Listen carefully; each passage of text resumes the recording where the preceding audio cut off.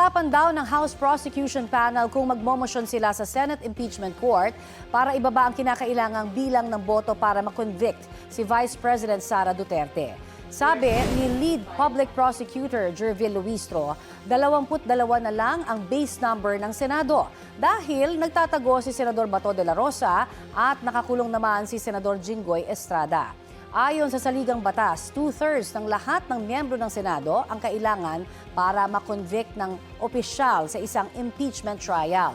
Sabi ni Luistro, kung 22 lang ang mga senador, 15 lang ang dapat na kailangang boto. Kahapon, isinumite na ng House Prosecution Panel at Defense Team ng BISE ang kani-kanilang pre-trial brief. Sa Huwebes, June 18, maghaharap sila para sa pre-trial conference kung saan pag-uusapan ang mga gagamiting ebidensya, argumento at ihaharap na testigo sa paglilitis.